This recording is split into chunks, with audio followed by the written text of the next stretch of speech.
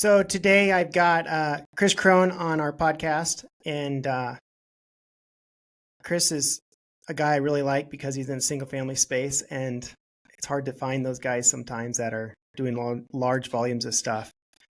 Kris, our podcast is, Kill Complacency. Thesis is to inspire others to live intentionally by learning to handle hard better. I kind of want to tear into or hear about your backstory. I want to hear what got you into real estate. What were you like at 18 years old? Yeah. Well, at 18, kind of pre-college, I wanted to be a doctor. And I had wanted that for a number of years because I always felt like I was going to have my own family. But I also thought that I'd be taking care of my parents, even though I come from a large family, 8 other brothers and sisters. My parents didn't manage money well. And so there was a lot of financial fights growing up. There was always a lot of talk of debt and refinance and paying stuff off. And it just seemed like a stressful thing. And so I just assumed, all right, like if I'm a doctor, I shouldn't be having those conversations.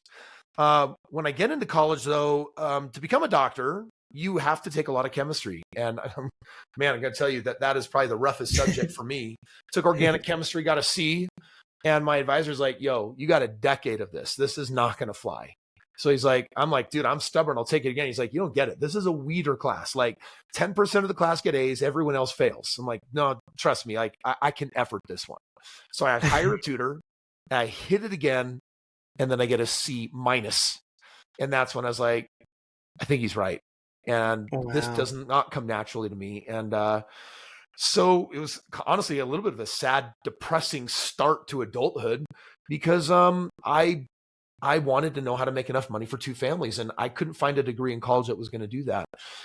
And that really forced me to look outside the walls of university. And I've been brainwashed my whole life by my parents. Like my dad's a German immigrant who's like, school, get good grades, work for someone else, golden handcuffs, parachute is going to be amazing.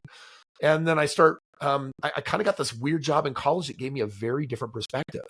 I did this financial telemarketing gig for 4 years. And that first year, I was talking to a specific avatar of people. These were college educated people from 30 years earlier. They were now in their 50s. Okay. So they all went to college. They were 401kers. They were savers. They are IRAers. They were house pair offerers. And now they're in their 50s with like a decade before retirement.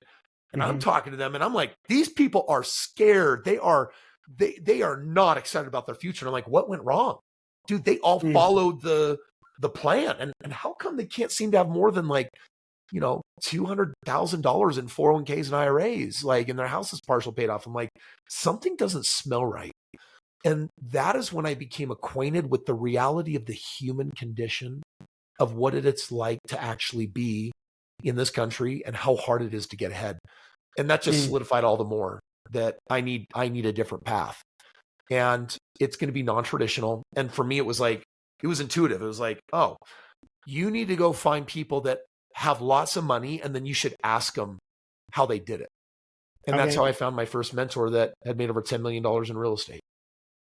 Kris, I think I heard you say that you needed a job that paid for 2 families. So you were going to take care of your parents and your family you were going to start. Is that what you were getting at? Yeah, I mean, really a career, right? I needed something that would help me have enough financial success to take care of both my parents and the family I wanted. Yeah. And then where do you fall in line on the 8 kids? I've got 9 siblings, so there's 10 in my family. I hear you loud and clear on the financials and growing up. I remember working and giving my mom and dad the money, paying bills. I mean, I get it. Yeah. But where did you fall in line? Yep. So I'm number 4, middle child. Okay, so am I. 4 from the top. Yeah. And as a middle child, I think there's a lot of pressure in birth order psychology to be the glue that kind of pulls it all together, right? The firstborn traditionally feels all the pressure to be the example and to be the all-star and to show everyone the way. The second child is always in birth order rebellious because they can't ever measure up to their older sibling that are just a few years ahead of them and always look smarter, brighter, more intelligent because they are, right? They're ahead in time. Yeah. And then the middle child starts feeling a little lost.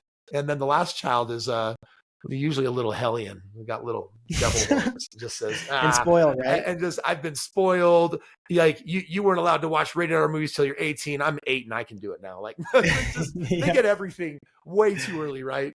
So no, I was definitely had that middle child syndrome. But you felt a responsibility at 20 years old to take care of mom and dad. I felt a Is that right? responsibility at 8 years old. At 8 years Okay. old, my parents were having this epic fight about money. They didn't know I was eavesdropping, and I listened Mhm. to my mom end the fight by calling my dad a Nazi. That was always a Mm. sure, fire way to kill the argument as it capitulated. And it was in that moment that I was like, I wasn't afraid. I was like, you know what? I'm going to figure out this money thing. Mm. And 14 years ago, my parents ended their working career in bankruptcy. And I feel very, very grateful to God that I was in a position to call them up and say, hey, move down. I've got you and I'll take care of you. And Yeah. I've done a lot of cool things with money, but I think in my heart, the coolest thing I've ever done is just take care of my parents. Well, and that's cool because you were, sounds like working toward that your whole life to some extent, right? Mm-hmm. Yeah. And that's what motivated you to look out. That was your why for looking outside the box. Yep. Sounds like. Mm-hmm. So you got your first mentor and he was in real estate and you were off to the races? Yeah. My first mentor really, we had an interesting relationship because I argued a lot with my mentor because I Mm. wanted to know. I would watch him doing a land deal and then a flip, and then he'd wholesale this project, and then he'd do a development, and then he'd be flipping $1 million home. And I was like, man, I don't want to learn all of those strategies. I'm just overwhelmed trying to figure out the difference between the terminology of mortgage versus rent and landlord. Mm. Like make it simple for me. What's the best strategy? Mm-hmm. And my mentor said, well, they're kind of all the best. I was like, no, I don't accept that answer. I said, I am here and I need to walk to Josh's house. There's a fastest way. Like there's a best way. And he said, well, you can't really argue there's a best way in real estate unless you make it subjective. I said, what do you mean? He says, well, Mm. one strategy makes a lot of money, but it's high risk. Are you high risk? You're risk tolerant. And so I said, okay, I got it. I need to add my own, subjective nature to this formula. And I said, but I'm going to write a formula for this. By the way, I failed at chemistry, but I thought I wanted to get an MBA. So I took stats, and out of 200 people in that Weeder class for business, they graded the entire curve on me, which is nothing more than to say, I love elementary 5th grade math, right? Stats is really a lot of proportions, ratios, basic stuff. And I love that. So I said, okay, I'm going to write a basic algorithm here. I'm going to take the 30 major strategies. I'm going to compare them all against each other. And I want to find the strategy that makes the most money, but with the least time, the least effort, and the least risk. I said, that's what I want. And from there, I really figured out what that strategy was. It was, if I focus on single family homes and I buy them below the median in the best markets on a short-term 3, 5, 7-year hold, that's where I'm going to actually create the highest ROI. And I decided that 6,500 single family homes ago. Kris, what year was it when you bought your first house? 2003. 2003. Yep, 21 years ago. And tell me about your first deal. Was that scary? I mean, I'm sure it was. I was terrified. Yeah. Finding the house, my mentor basically said, hey, have a 2-year work history. Let's go traditional, right? Have a 2-year work history, get a couple more credit cards, keep them paid off, show the bank 3 lines of credit that are used responsibly, and then try to figure out how to put $5,000 in the bank. He said, we're going to buy you a tiny house. Like, just put $5,000 in the bank for a 3% down payment. I said, okay. And 14 months later, I had achieved all of those things, and it came time for my first deal. And I found this tiny little bungalow 5 blocks from campus. And Kris, what market? Where's campus? This is in Provo, Utah, next to Brigham Young University. Okay. So I found this tiny little bungalow that was for sale for $110,000, but it was worth $150,000. And my mentor said, this is perfect. You're gonna buy this home. You're gonna rent out the basement. The basement should cover all the mortgage or most of the mortgage. So you really are gonna live for free. And so my wife and I moved forward kind of on the faith of our mentor. And I remember when I was sitting at the closing table all alone, the realtor wasn't there. I just had an escrow agent that I had never met before. And I've got this big fat packet. I'm about to take the $5,000 in my bank and write a check for $3,300 for my 3% down payment. And I was reading everything verbatim because I was convinced that someone was out to get me. And 4 hours later, I'm on page 18 of Oh man. 100 and whatever pages. And I said, Kris, you're either like, first of all, let's just say you don't agree. First of all, you don't even understand what you're reading, but let's even say you don't agree. What are you going to do? Tell them that you want them to change it? You know, they're not going to do that. Like, take it or leave it. Are you going to take the deal or leave it? And so I just started sitting down. I started signing after my 4th hour, and I just kind of closed my eyes. I'm like, geez, God, please, I pray and hope that this is like the thing. And then my wife and I moved into this house and we lived for free. And then a year later, used the equity to buy a second one. And our net worth was over 150 grand, getting paid $600 a month excess on that one, living for free. And my wife came to me after the 3rd month. She says, let's buy more. And that's when I was like, awesome. All right, man, like we've got our game plan. By the time I'm done with college, I want to have 20 homes. I want to have 10,000 a month residual so I don't have to get a job. And that was the game plan. It was, I want to end college with no job. And that's what happened. We had 25 homes. I was pulling in to over 12,000 a month and I didn't have to get a job. You pivoted though right away. You didn't use your own money, right? You started raising money from friends and family. Well, not exactly, kind of, right? Like my first house, I was a house hacked with a 3% down payment. Yeah. My house bought my second house and my second house bought my third. Okay. And then I found the 4th deal I wanted to do, but I couldn't pull the equity out of any of them yet because they hadn't seasoned enough and they weren't mature. And I remember thinking, crap, I'm going to lose out on this 4th deal. It's a good deal. And that's when my father-in-law kind of came out of the woodworks and he's like, if I give you the money, can we split the profits? And I was like, yeah, like I wanted to play it cool. So I'm like, I'll think about that for a day, but I'm thinking I might be open to that. But inside I'm like, oh my gosh, this is the best thing ever. And we did the deal. We made the money and we ended up buying a bunch of homes. And so my senior year in college, we had like 10 homes. But he was now running out of money and slowing down. And I was like, crap, I'm only halfway to my goal. And I need more father-in-laws. And that's when I realized that my father-in-law was like this very popular subset of America. Someone who had been to college, someone who had been 401k and IRAing, someone who had been fiscally responsible, was trying to pay off their house. That person has money for real estate. So I found 4 people like that, took them to lunch, showed them my portfolio. All 4 of them said, let's partner up. And that was like, geez, hundreds and hundreds of partners ago. Now I find partners all over social media. They usually put up their 401ks and IRAs and we split profits. And now they're getting in at the top of my game with the highest ROIs. And I get to still buy real estate without money. And now we're just doing as much as we can. Tell me, Kris, about that first deal. Your goal was to get out of college, but not have to work a job. Why did you stay in college? If you don't mind me asking. No, I don't mind you asking. So I was so hardcore brainwashed. Already had 3 older brothers and 2 of them had gone to college and 1 didn't. 1 got into car sales and was actually really successful at it. But I could see that my family had this really kind of, oh no, don't be like your brother, Steve. He didn't get a college degree. And then on top of that, I married into a worse family. Like my wife's family, you're judged by academia. Like the more degrees you have, the more valid of a human being you are. So I was terrified, frankly, of my mother-in-law. Like she's a wonderful human being, but in that family, if you don't have a degree, you're not a valid human. And it sounds a little cruel to say. So I was like, okay, Kris, like be smart. You're building your business. You're buying all this real estate. My mother-in-law is literally saying, now you better graduate because you never know what's going to happen. I'm like, okay, going to do that. And so I decided to balance both, but it was chaotic because I was a full-time student with 18-hour credits usually. And I was working full-time at my job and I did real estate on the side. So, I mean, it was stressful, but ask me if I've used the degree since.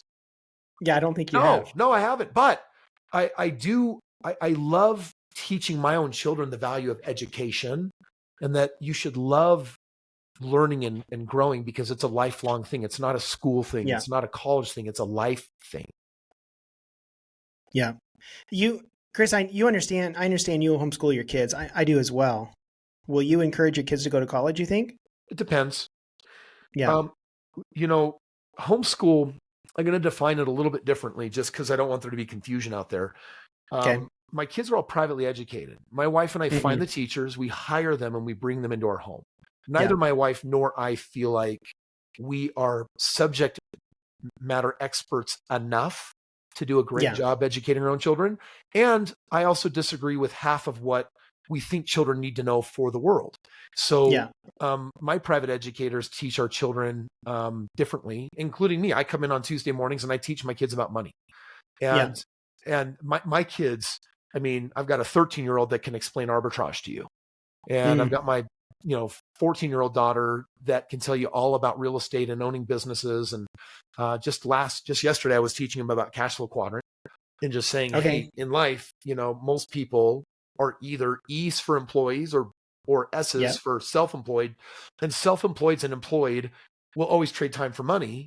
But if you hop the fence to become a business owner and an investor, that game is all about money working for you, not you for it. And that's how you Yeah. become wealthy. So my kids all have really great financial aspirations, and I teach them privately because I want to prepare them for the real world and Yeah. not this weird messed up world. Like they don't Well, need chemistry and calculus and half of this garbage. yeah. I think as parents, it is our responsibility to do some teaching. Like Yeah. we shouldn't just hand them over to the state. Mm-mm. Um, but I was going to ask you, have you ever played like cash flow with your kids? Yeah, my They'd be at a kids good age this for that. last month they played it 3 times. Yeah. The intro to that for us was the farming game. Have you heard of that one? I have. Yeah. Yeah, it's kind of fun too. But yeah, the cash flow is a great way to teach all that stuff and getting stuck in the rat race and Yep. all that. So I love educating my kids with games like that too. Yeah. The other way that I educate my children is I expect them to make their own money. So mom and Hmm. dad don't buy them stuff. We give them a load of opportunities. My kids can make $500 to $1,000 a month. And then we expect them to buy their own clothes, buy their friends' birthday presents. They buy everything. And Yeah. because when they earned it, they value it different. When mom and dad are Yeah. like, oh, it's time to go clothes shopping. Do you want to wear this? A kid doesn't care about your money. They're like, sure. And then they don't wear it because they don't value it. They only value money that they earn. So in our household, we don't believe in allowance or socialism. What we do is we teach them to be their own humans. And so what that means is sometimes they're earning money by doing gigs, but sometimes Yeah. they're earning money by reading books. Like my kids, Mm. I give them books to read and I say, if you read this book and give me a report, I'll pay you. And that way they have choice in what they want to pursue, but I'm financially incentivizing them to learn the kind of things that I believe they should. Yeah. I started a book club with my kids Mm. when they were about 13, 14. And we meet once a month and discuss a book. And, it's just a great way. We've actually included their friends on it now, but it's a great way to teach those things that I was never taught. Yeah, I agree. That's my big thing for my kids is my kids know that I'm rich and they're not. They know that dad isn't going to leave them some crazy inheritance, so they're disincentivized from kind of figuring out their own destiny and path in life. But rather, dad is as a coach, and dad Hmm. will advise and help, and that's only according to their own wishes and desires. They get to be their own humans. Yeah. Well, the cool thing is you're really teaching them to be intentional and not rely on you when they're, Yeah. you know, 25 years old, 30 years old and wanting some money. They're not just going to come knock on the door and say, hey, dad, ante up. Yeah. Because you haven't done that. Yep. So that's really cool. My Go ahead. My 13-year-old, he keeps bees. All my kids have jobs, and Oh, good. and for him, he's learned, Dad, if I earn $600 and buy a beehive, it only takes me a couple hours a week to take care of it, but it produces $1,200 a year in honey. So what I can do is I can grow my beehives, and he says if I keep growing them, by the time I'm 18, I can make $50,000 a year working part time and don't have to get a job if I don't feel like it. I can do something else with my life, something I enjoy. I'm like, that's right, Yeah. son, you can do that. Well, and bees is so cool because it's sales too, right? He's got to sell the honey. Yeah. So Yeah. there's True. other He went down to the market 2 months opportunities ago there. and he offloaded all of his honey in 2 hours and had this big grin on his face. Yeah. Yeah. Well, that's awesome. What is what's your biggest challenge right now, Kris, with real estate? I don't think I have any challenges with real estate. I haven't really learned anything in the last decade. I mean, we're buying. No, I'm being honest. Like Yeah. it's a machine and it's a system. And right now, the next decade is brilliant because we're missing 7.2 million single family homes. I go into the top 5 markets, set up shop there, and transact a lot of real estate. And I buy it in a way that we produce these ROIs of 25 to 35% year in and year out. And so it's a alternative to like a 401k that's very passive that can make you 27 times more money. Like just illustratively, the 401k at 6% versus real estate at 25% is 27 times more money in theory if it just compounds year over year. So it's such a smart place to be, and I'm trying to buy as much as I possibly can right now. I'm fortunate that social media has taken a semi-liking to me. I've got a lot of haters, but every day there's someone out there in the world that says, "Hey, Kris, I want to partner with you, and let's go buy real estate. I've got money in a 401k I'm unhappy with, or I've got equity in a home doing nothing for me." And so we'll build portfolios together, and I love doing that for people. Yeah. Your primary market is where, or do you have them all over? Are you Sunbelt? No, we're 5 markets in particular. Orlando's one of our critical markets. Oklahoma, Memphis. I've got a market in Alabama. Those are the markets where I go where we have the best migration influx.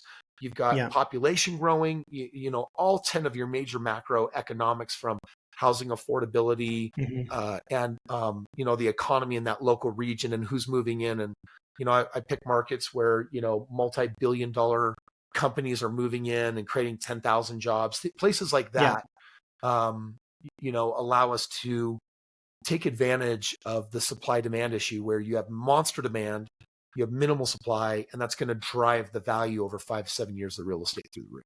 Sure.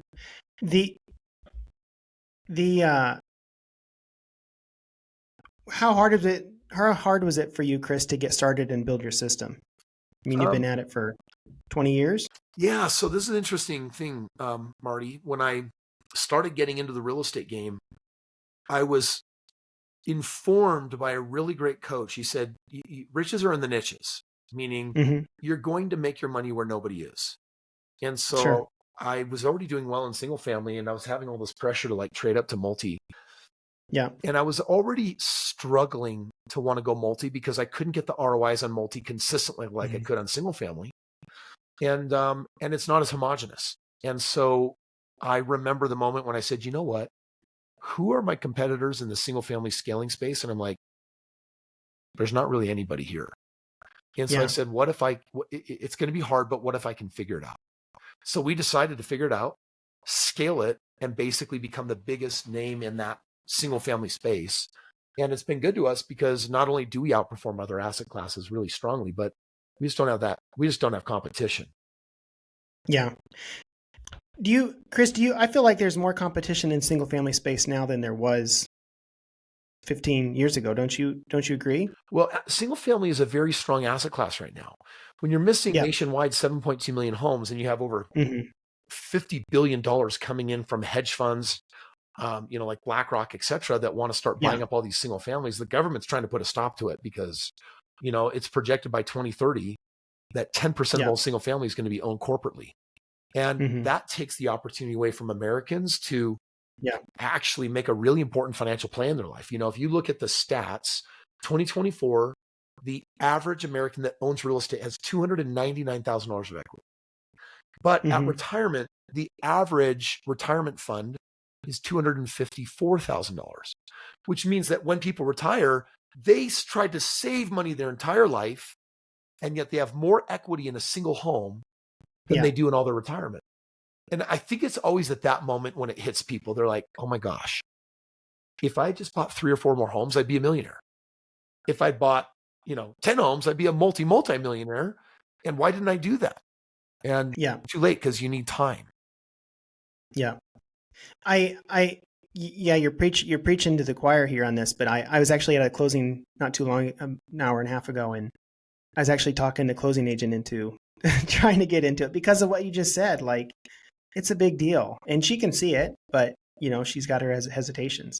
Yeah, and you know, there's a lot of realtors and loan officers and mortgage brokers, you know, and title companies that they swim in real estate all day long, so they've convinced themselves they're in the game. But until you own property, you're technically not. Real estate's just a job. Yeah. Kris, I'm going to switch gears a little bit. I know that you're an author, right? So I'm curious, what is your favorite book that you've written?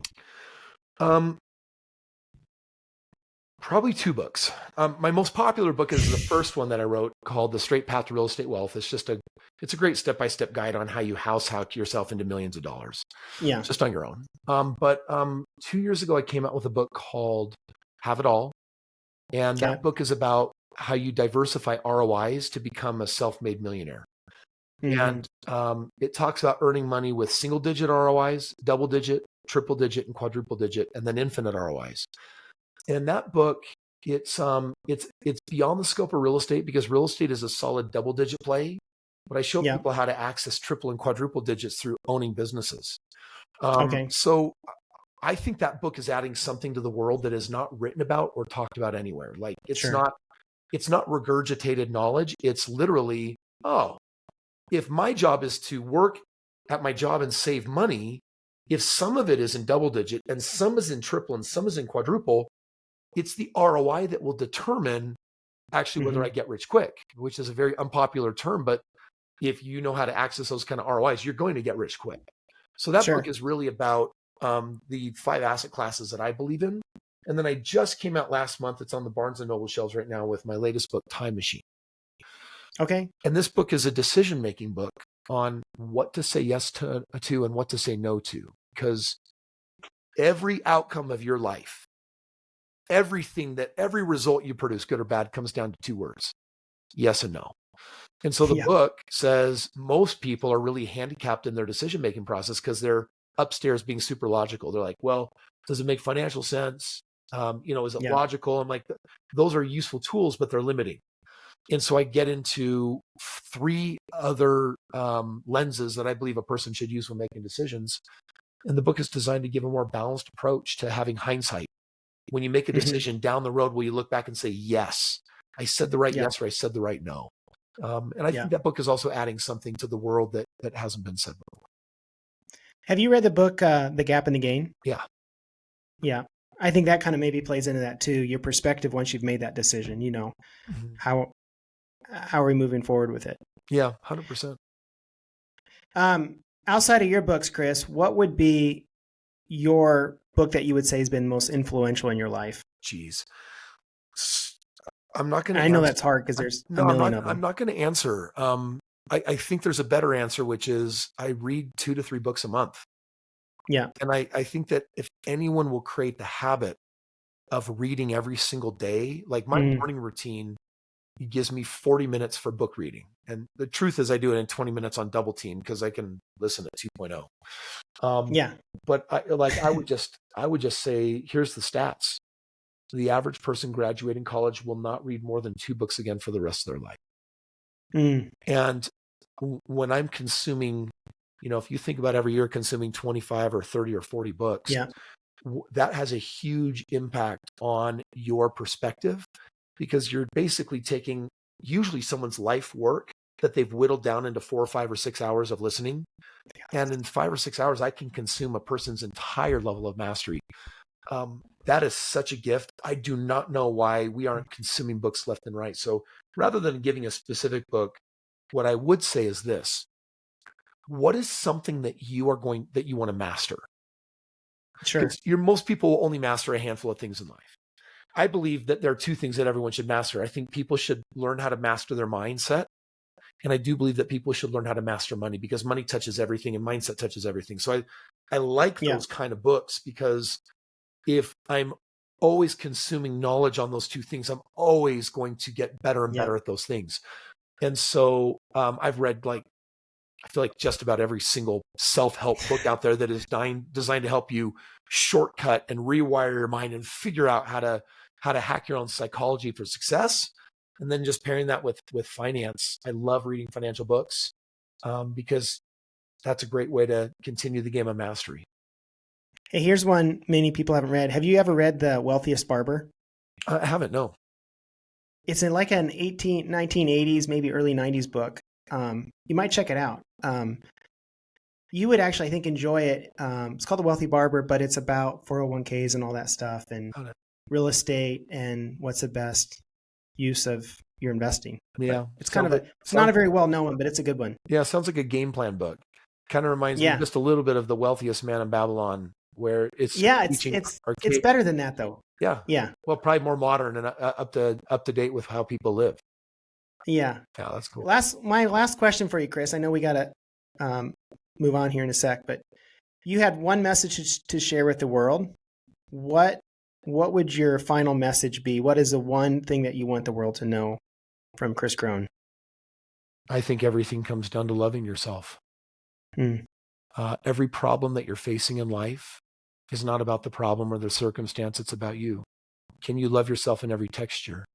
Can you love yourself when you perceive yourself as a good parent or as a lacking parent? Can you love yourself when you're going through something messy and difficult? Can you love yourself when a regulatory body is breathing down your neck? Can you love yourself when you're doing your do-over? Can you love yourself in bankruptcy? Can you love yourself? And I really feel like when we get to the end of life, what we're really going to value is not our stuff, because there's no U-Haul that goes to heaven, right? they keep finding, these ancient Egyptian pharaohs from thousands of years ago, and then when they crack open their tomb, all their crap is still here, all their gold and stuff. So like none of it's going with you. So I feel very fortunate that I've owned private jets and have lived in mansions and have been able to have the things, because I've gotten to the point where I've really learned they hold almost no value at all.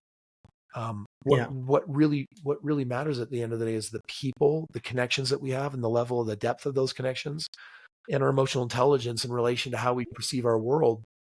And when I say love yourself, it's really an expression of how we treat each other, and it's an expression of how much of life are you actually enjoying versus getting stuck in that rat race. Sounds like you got a new next book coming. Maybe. Yeah.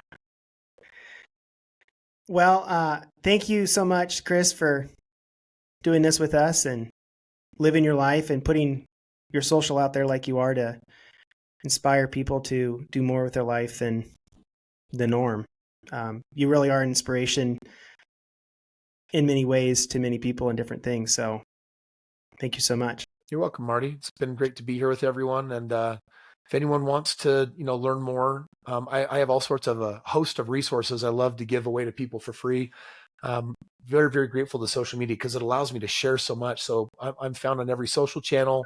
I also have a website, freewealthgift.com, where people can go to basically just access my books for free, maybe a ticket to one of my upcoming events. And it's an opportunity that if you enjoyed this, to lean in and let me give you more. Yeah. When's your next event? What is it? Next weekend, I have a wholesaling boot camp with Carlos Reyes. Later this year, I've got the Clever Investor Summit with Cody Sperber. I've got my own event center in Utah. So often people fly into Salt Lake and we'll do events here as well. That's cool. Well, thank you so much, Kris. You're welcome.